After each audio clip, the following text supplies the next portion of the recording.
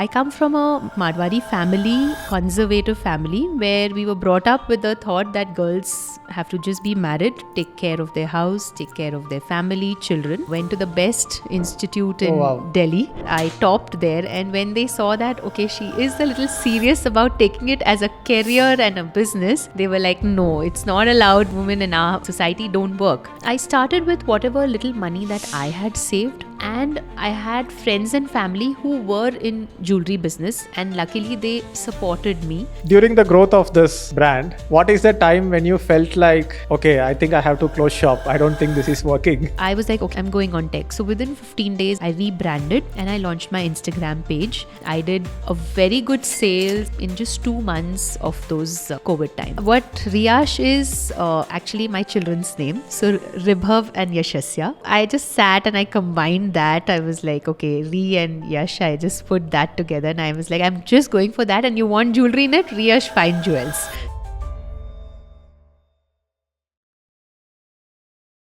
Hello, Shweta. Welcome to the Listed Deepak podcast. Thank you, Deepak. Thank you for having me over here. Yes. So first, I saw your talk at Proficon. Very inspiring journey. And then we got to meet in the unknown expedition as well. Got to experience some crazy stuff there. Yeah. So that has led to this podcast. So I'm very excited to do this podcast with you and learn about your journey. Thank you. Likewise, looking forward to it. So, Shweta, you are like the founder and CEO of VRS Jewelry. Generally, when people think of jewelry, it looks like a category which normal people cannot enter. That only people who have that pedigree, Dan was a jeweler, grandfather was a jeweler, or you have to have a lot of capital, is what I also assumed about, very different business opportunities, and kind of just went out of my radar. So, in the interest of just understanding how you landed up here, I want to start all the way from what did you study in your college, and since graduation, a rough professional outline of how did life take you here where now you are practically at. So, long story, but yeah, I'm going to try it to cut it short. Graduation, I did my BCom from Bangalore, Jyoti Nivas. Okay. And I was always inclined towards art, but still it was like a typical BCom commerce that I did. I come from a Marwari family, a conservative family, where we were brought up with the thought that girls have to just be married, take care of their house, take care of their family, children. But I think in those times, I would say this was early, it was 1999, 2000.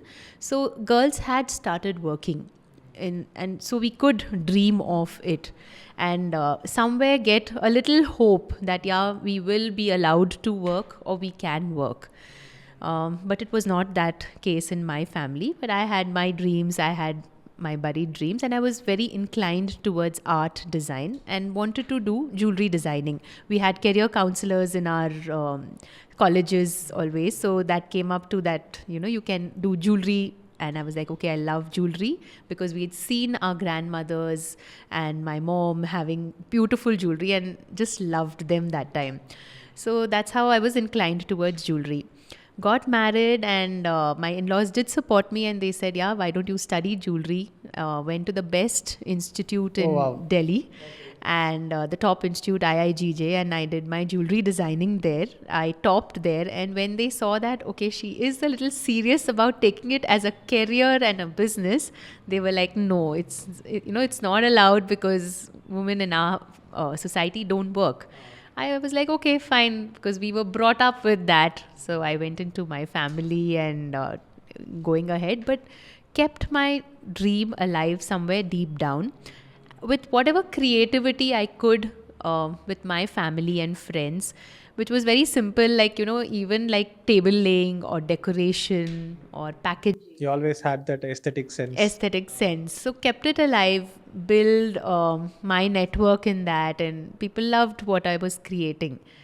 After years, I had my children, everything. I got an opportunity and typical struggles that all women or we go through. There were a lot of ups and downs, and there was a time where I was just giving up, and then my friends supported me, and I just took that courage to tell my husband that I want to do something, want to start my business, which will help me in my mental health, my physical health, and a better life ahead. So it was a struggle making him and my family understand, but with the support of my parents and other things, everyone understood, and I started my jewelry business. Before that, of course, I was always that I should know my subject well, so I got back to studying. Because 15 years I felt was like being a homemaker. I was That 15 totally, years was like the idea was kind of growing in your head, yeah, or yeah. sometime in the future, sometime. Yes, yes, it will happen. It will happen, and होगा नहीं होगा तो ये कर रही हूँ. I'm just doing little whatever creativity, but the deep desire was there. So I think it did come out and it did happen.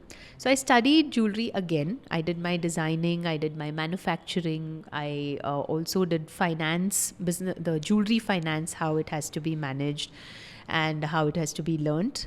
Did all of that, and I started my jewelry business. Now, coming to the question that, yes, we think that jewelry, it requires a lot of capital. So, yes, for the longest of years, even I couldn't start thinking this, that it will require capital. I started with whatever little money that I had saved. And I had friends and family who were in jewelry business, and luckily they supported me by saying that, okay, we'll guide you a little bit, but they also had their strict terms and conditions. It wasn't that they are family, so okay, just take and sell or make or whatever. But their support really helped me understand business and start my business. So with a little capital, I think I started with around 50,000. And again, the thought, even I had this dream that I should have a showroom or a small office, and maybe even it's jewelry, so people will buy only when it's appealing. I just can't be displaying it like that, and again, it's precious, so it should be well kept, everything. But I didn't have that investment that I even take an office on rent, or I have a own space for it, or even display jewelry. So I started with my drawing room. I used to keep my bags ready. One bag used to have all the display trays, and one bag used to have my boxes of whatever jewelry, little bit jewelry I had.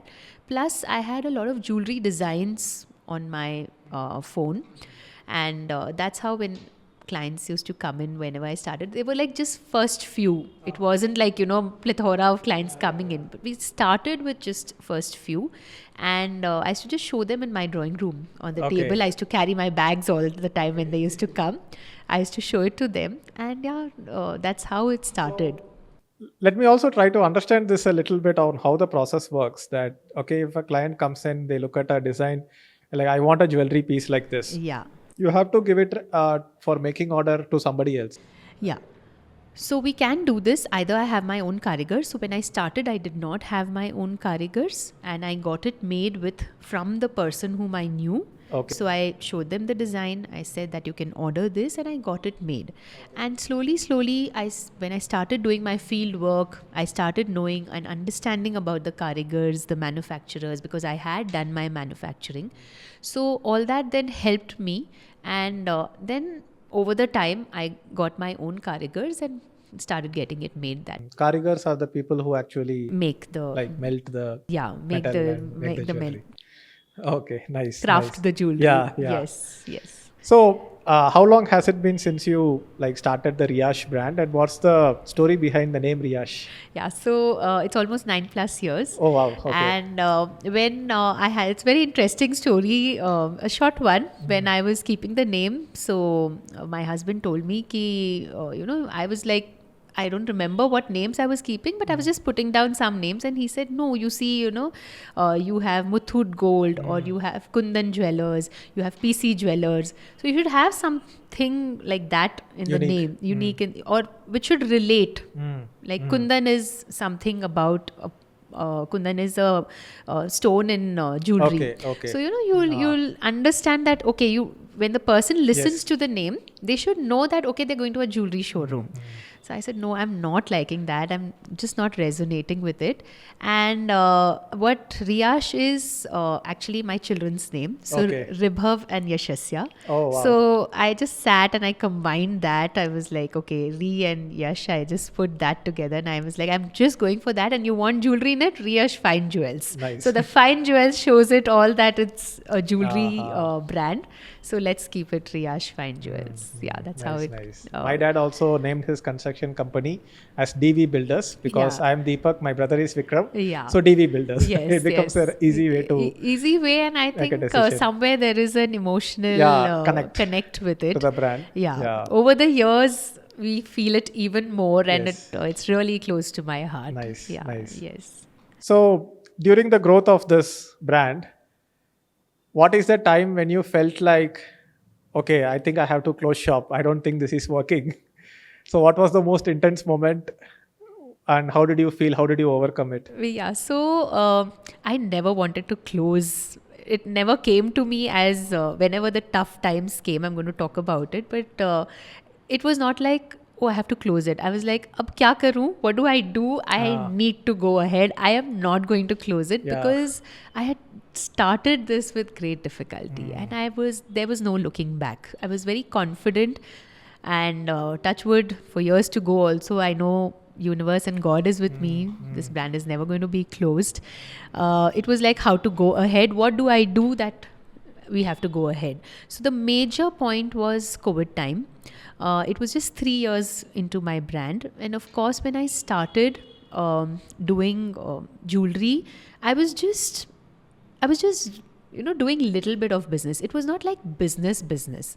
I felt I was just doing seasonal sales. Certain times orders are coming in, certain times not coming in. As long as you don't give up, the business stays alive, Yes, right? yeah. So when COVID hit, I was like, it's been 3 years and I can't give this up because everything looked like a standstill that time. So I remember very well, March it hit, April I was like, what to do? But speaking to a few people, they said, let's go online. Everything was coming Instagram. And I was totally against Instagram because before that, social media was like, don't put. We were all so scared about it. You should not put your personal stuff. You'll get hacked and people will dupe you. Your designs will be copied. So I was just not, and today also I'm not a tech person. Getting to be there how much ever I want to, but I'm not so comfortable being a tech person. So that time, but I one quality I would talk about myself is that I adapt easily. So I was like, okay, I'm going on tech. So within 15 days, I rebranded and I launched my Instagram page and did WhatsApp marketing, and then there was no looking back. I did a very good sales in just 2 months of those COVID times. Interesting. So I don't think that gave me another thing that, okay, there's no looking back. You're taking it ahead. So this is my The uncertainty mantra. also sometimes, you get used to that uncertainty. Yeah. And the more you are in the business, the longer you are, you know that a setback is just a temporary setback. You'll always recover from it. Yes. In a very early stage of entrepreneurship, you will be very afraid. You will unnecessarily worry too much. Yeah. You will be sometimes overly enthusiastic and sometimes overly depressed, and then Yes. those peaks and lows kind of starts Yes. averaging out after a Yeah. period So of also time. for women, I would say, I was taking a lot of calculated risks because we have grown up with those. Seeing, because Marwari families are all business families. So we've grown up hearing that, oh, this might fail, we lose money here, be careful, the IT should not come, do this, do that. So we've been in a very scared environment always, though we were not doing business. So when I was doing business, I was like, okay, this has to be done. Okay, don't put money here. Okay, don't put there. So I was doing very calculated business. But yes, growth was very slow. So when now also there is good growth because I'm getting good guidance. So if you have good guidance, then your growth is easy and scaling up is good.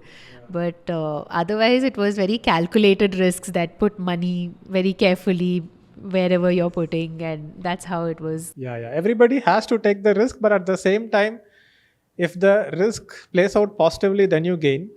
But are you capable of whatever you are doing? If it turns out negatively, are you capable of handling that? So if you have that moat and if you Yes. have that protection, you see, I have invested as much as $30,000 for a training program. But when I invested, I was also like, if it does not work out well, and if I lose this $30,000, will I be okay? Yeah. And only when I was okay, I was able to take that risk. Take that risk. Right? Yes, So, yes. And sometimes certain inevitable risks come, especially jewelry is a business where a lot of credit happens, and I'm sure many other Yes. businesses also Run is on there. credit. But how we women have to handle that, and how, so sometimes the money might not come in, sometimes they might just not give the money. So how you have to be very clear with your rules or your regulations in your company or your business is very important. And I think we learn all this Yeah. in the due course, because Yeah.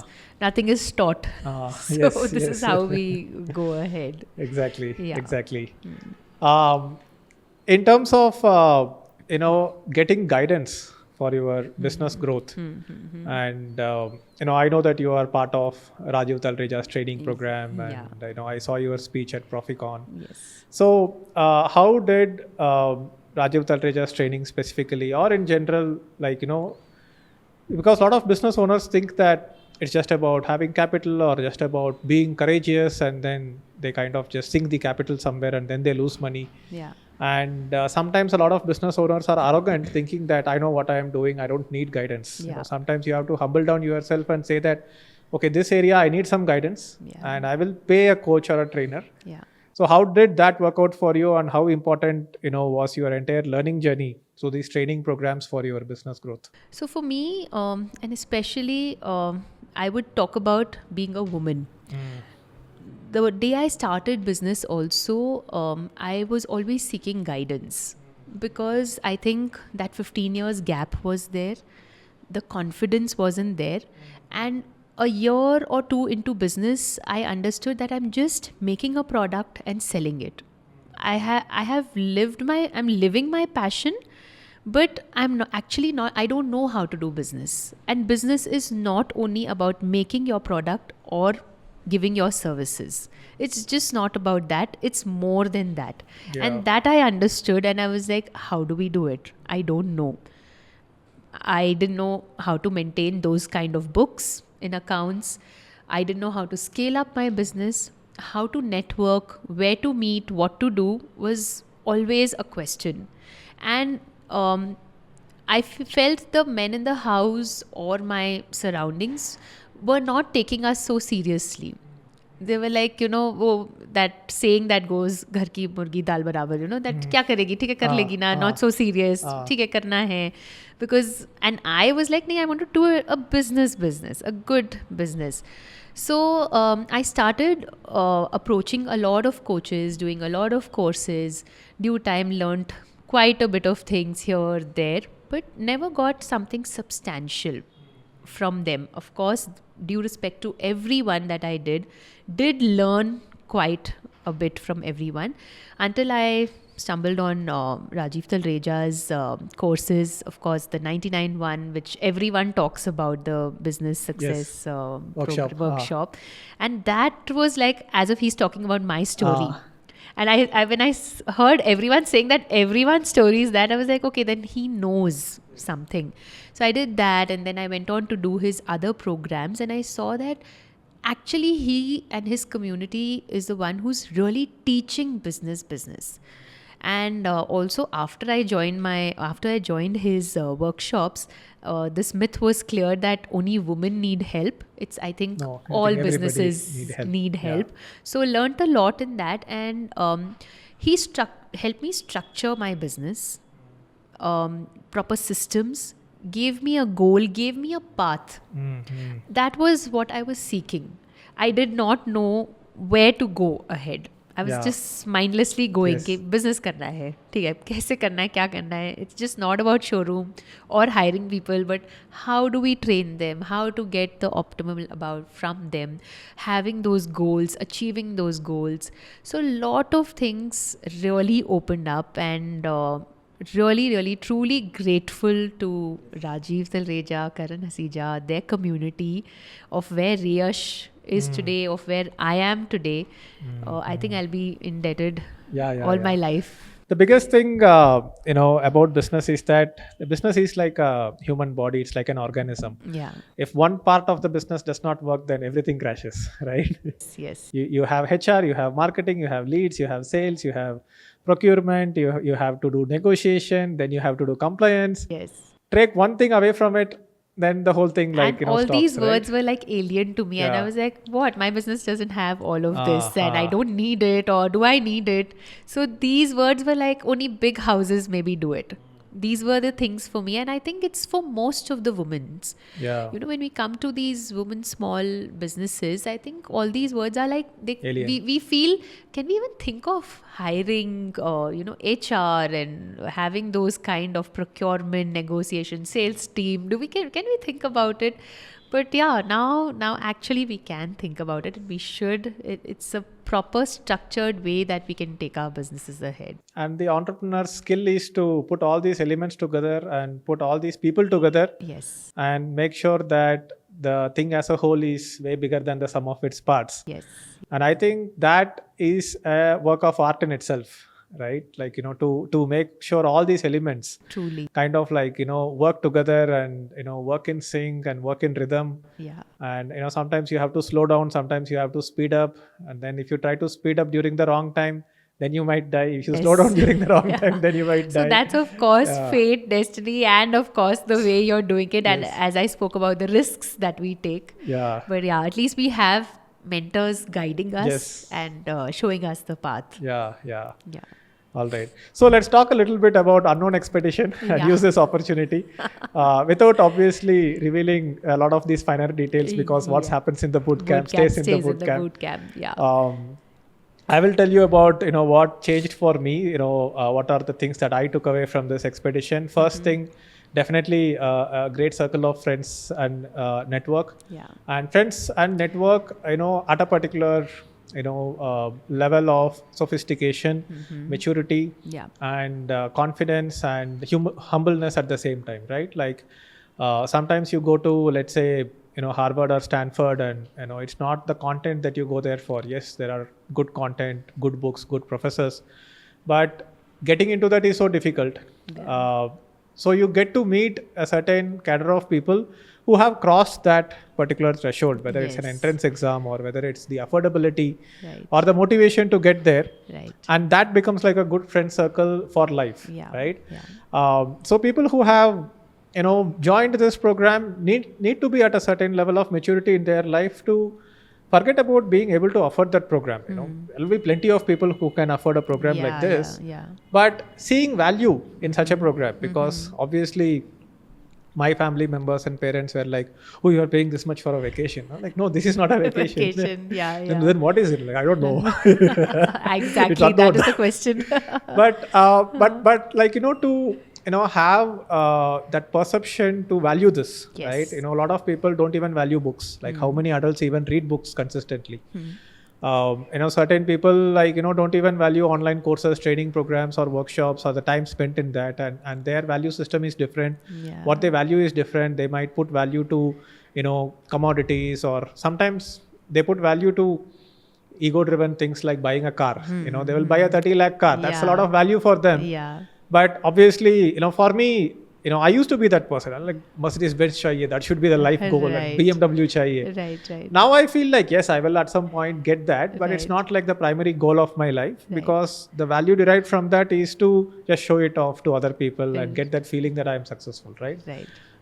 But what is true success? Maybe true success is to overcome your fears. Yeah. And maybe it is to release the emotional knots that you have inside you, and then have like a good community of people and experience new things. And so that definition has changed for me, and that is why I was mentally open to even spend for a program like this. Right? 6 night, 7 day program, right? Right. So for me, definitely the network, the kind of people I met, so everybody was from that category. Like, they humbled themselves down even at 30, 40, 50, and almost like 58 also, one Yeah. of my team members they are like still learners, you know, Learners. and if you can afford this program, obviously you have made it in life to some extent. But if you still have the humility that I still don't know a lot of things, I want to learn. Yeah. So I got that vibe. Okay. So the network and community is the number one thing that I got out of this Lovely. entire program. Amazing. So how was the experience for you, and what were the highlight moments? So, going for unknown was like, I don't know why, I just went for it.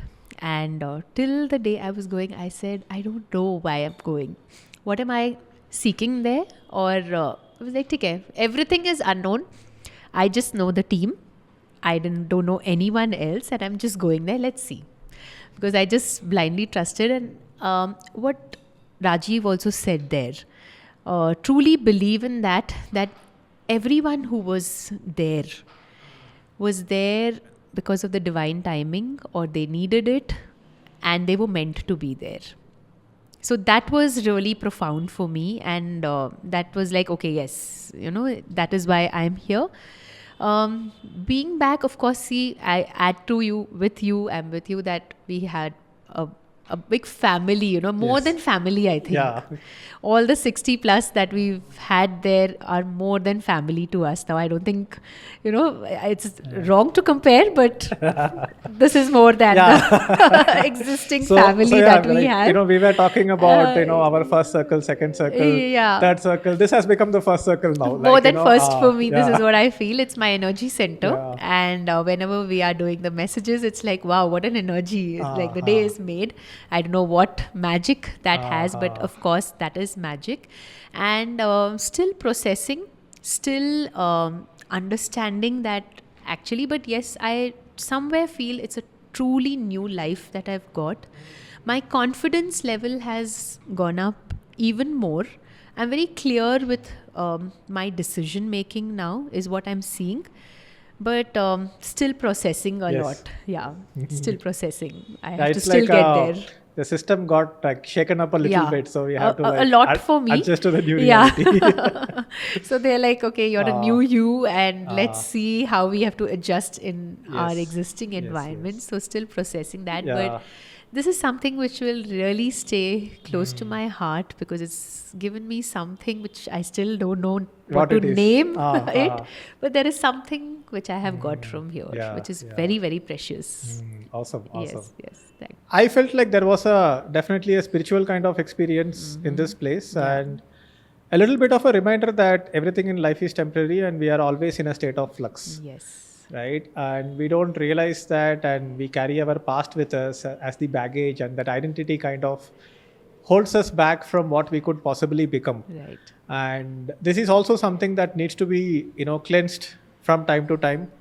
And one thing that I was able to relate to a lot, even though this was nothing to do with meditation, it felt very similar to the transformation experience I had with my Vipassana meditation course. Oh, lovely. And there we did not like do exercises necessarily to kind of like remove our emotional knots and everything.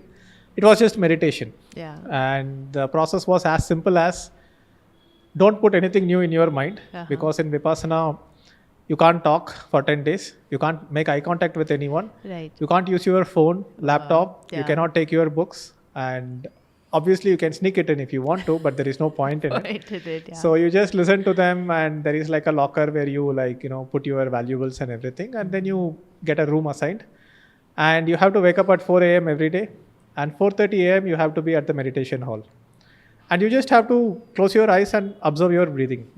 And it looks like simple that you just have to keep observing your breathing, but your mind will run away. Yeah, it's tough. And the mind starts running away to the most recent disturbances that we had, which is unresolved.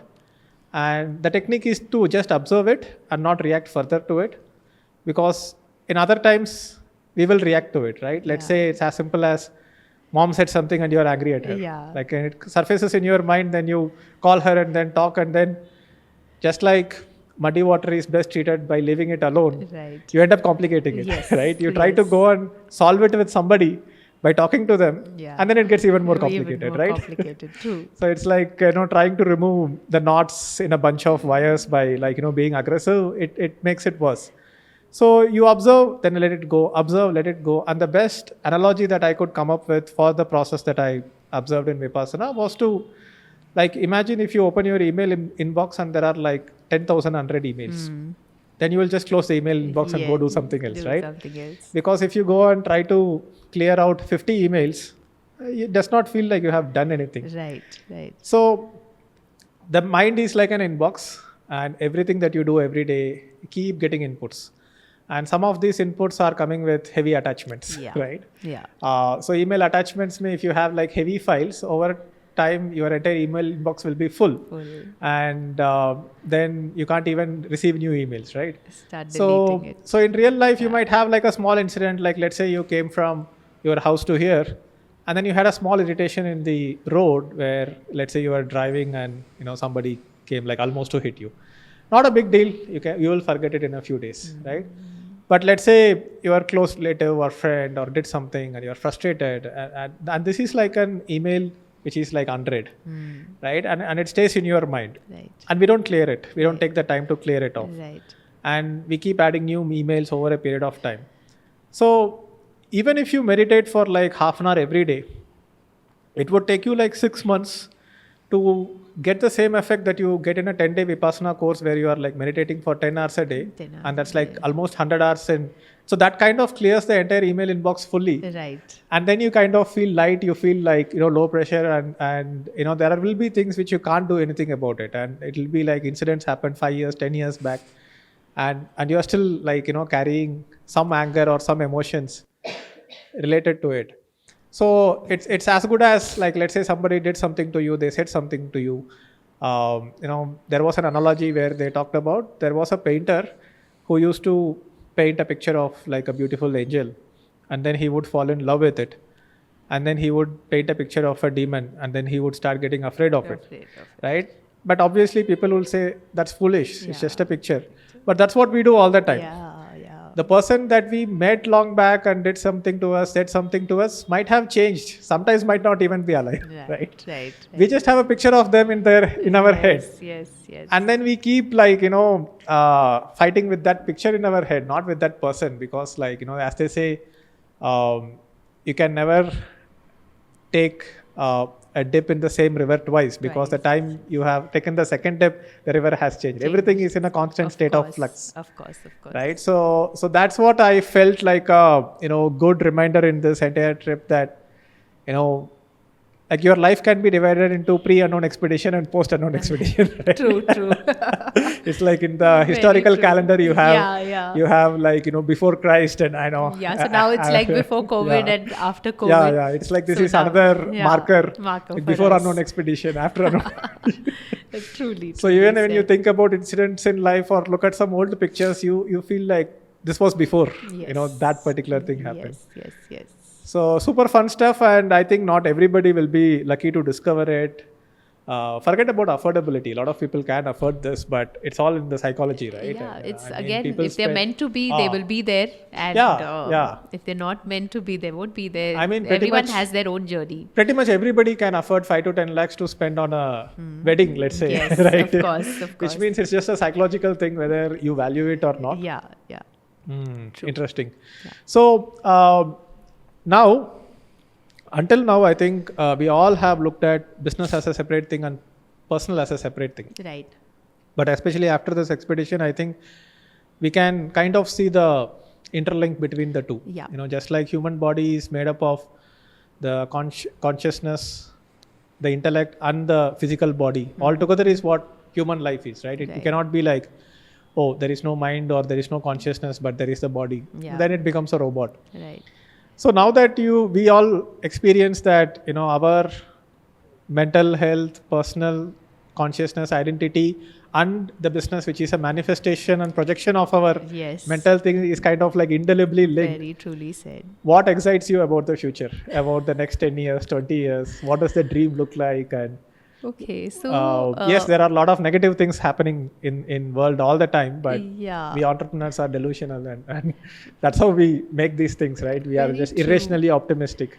So I would say that I think even the expedition and of what I think because the world is getting more spiritual, I'm getting more spiritual.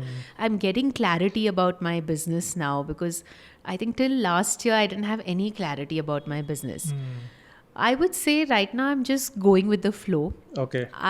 Of course, if I just see my business part, I'm like, okay, business has to go high and we have to reach my brand should be good. We should be achieving whatever crores that we have to do. Those are the goals set. And if we see personal life, if I'm keeping both separate, then I'm like, okay, I should be healthy. I should have fun. My children are growing and family should be, and both integrated. There should be a work-life balance and all of that. And if you say if it's together, I think it's still in process, because there's so much for me to do right now, because my business has just started. It's just like 9+ years, which is, again, I would say is still baby years. Yeah. It's not yet reached there. Yes. And I foresee a lot. I'm like, no, I have to do a lot there. And if I see my, personal spiritual life, I'm like, yeah, I still have to evolve. There's a long way to go. Life has just started. Abhi to we were doing masti. Yes. We were going through the ups and downs of life. Now, actual maturity is coming in. I feel the wisdom is coming in. The intellect is coming in. So how to integrate both, how to take both of this ahead is still in process, and haven't been thinking about long-term future. But yes, a little nearer future. Okay, this is what I have to do for going ahead is what is clear in my mind. Awesome. Makes the work also more fun and exciting. Yeah. Right? Yes. Awesome. I think we had we covered a lot of different areas. Anything else you want to share? Anything that I might not have thought about or triggered? You want? I think ask any questions? just this is the thing. Like what I've been. One main point is for the women who are not able to take that step of starting their business or doing something. In my journey, I realized that first I had started with that, women should do business, they should allow to be working and all of that. And as I'm growing in business, I'm like, just live your passion. It's not necessary only to do business. Certain circumstances don't allow you to work. And maybe you are also not cut out to do that kind of work, because if you really want to do business, it is hard work, effort, time, energy that you have to put in. And maybe being a homemaker, or maybe it's not there in you to do that much. So, but do something in life. Just don't be there. Take that step. Of course, join a mentor wherever, whoever you can join, and take guidance from. Please do try to be financially independent, because that gives you that self-respect, that confidence, and you can really move ahead with your head held up high. Yeah. So that's very important. So this, I would really love to tell every woman out there that believe in yourself. I've been telling this every time, that believe in yourself and things do work out. It can be personal, it can be spiritual, it can be professional, it can be anywhere. And struggles don't end. It doesn't mean that struggles have ended, but you get that courage and wisdom to go ahead with it. So this is one point I wanted to add for everyone. See, I do definitely agree that there is a societal expectation that women should just take care of the family, just cook and take care of kids, and they are not meant to do business and stuff like that. But from a man's perspective, I would also say that for men also there are equally difficult challenges imposed by the society, and we many times think that the society is imposing it. Just like there is this story of a guy trying to tie 3 horses and he had ropes for only 2, and a sage told him that just act like you are trying this horse and the horse won't move. We kind of usually have these mental blocks and mental blockages. And if you are facing friction, it means that you are making progress, right? And in my own life, my dad was very much inclined to me being in a job. But I did business for 4 years. Then that did not really work out that well. But fortunately, I got like a good job out of that business experience. But that first job my dad really pressured me to complete at least 1 year, but in 10 months I was like, I'm quitting. Right. And he kept on telling me like, no, at least 1 year, 2 more months, what will happen? Right. And I told him that in 2 months I might end up hating life so much that I might not even be able to do anything in my life. I have a toxic boss, I have a boring work, and I'm quitting right now. And then my second job was 6 months, third job was 8 months, fourth job was 3 months, and then finally I managed to do one job for a year. And then I got back into entrepreneurship, and in every of this step, there were pressures from all sides saying that why can't you just be stable? Why can't you just be responsible? Yeah. So I think for everyone, anybody who is trying to become an entrepreneur, the idea of entrepreneurship itself is you are a non-conformist. Yes. You can't conform to predetermined rules and the expectations of the society or the people who are like immediately around you. And if you are facing some friction, like, if everybody is approving of you, then you are like making a mistake, Yes, right? Yes. If everybody is like, yeah, best, amazing, yeah, you are good, keep going, then that's when you should be like, okay, I think something is wrong. Right? Very true. If you are going in the opposite direction, then there will be some friction. Yes. And also the very weird and hypocritical part of the society is that the society always makes example out of these people who were the outliers. Yes. Yeah. Who were the misfits. Yes. Hey, look at Steve Jobs. Hey, look at Narayana Murthy. Look at this guy. Look at that guy. But all of them actually broke the rules and the expectations at some point in time, right? So it's a continuous, exciting process of breaking those barriers and challenging the norm and doing something different. So that is what keeps me exciting more than the money that comes out of a successful business which can improve your quality of life for yourself and the family. It's the uncertainty and those breaking barriers which always keeps us exciting. Yes. So to add to this is when I actually started doing business, I really started respecting men, because as women we always have these demands, you're not giving us time and this is not there, that is not there. But then I started understanding that how much of our time is being going into it. So it's just that, yes, future generation of course is much better, but wherever both the men and women can together do it, then it's a better life. That's like, very important. The best way to put it is that if men are complaining that the woman is always complaining that they are not giving enough time, right, and women are complaining that you are not letting me do my own thing, then let them do their own thing. Then they will realize that how much chaotic your mind is. Because as you said, even men have been imposed a lot of things by the society, but women have started getting those rights to say that, woman this, woman that. But after getting into business, I respect both women and men. It's tough for both of them. Luckily, as I said, the generation is coming where they are getting compatible. So, but I think the previous generation also should start getting more compatible and sort out and just do it together.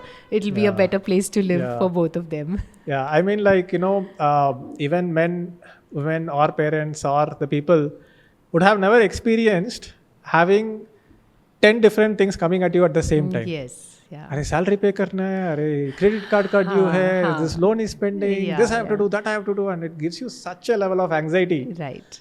And sometimes when men can't handle it or women can't handle it, they start smoking and they get into habits for the temporary relief.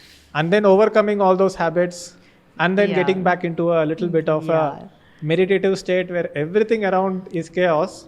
So I would say that the maturity in entrepreneurship is to get into the center of the tornado. Yeah. So there is no disturbance 100 miles away from the tornado. Lovely. But when there is a tornado where everything is chaotic, inside this tornado there is a center point where nothing is chaotic. Right? Yes. So that's what entrepreneurship feels like, right? Everything around you is spinning, but you are calm. And then everything settles down. This is really beautiful and profound. Very nice. Great. All right. So I think it was a wonderful conversation. I feel energized for the day. Yes, same here. Thank you. And it was a beautiful conversation which got out a lot of things from me. And thank you for having me over. It was awesome. lovely. Thank you. Chalo, see you. Yes. Thank you. Thank you, Deepak.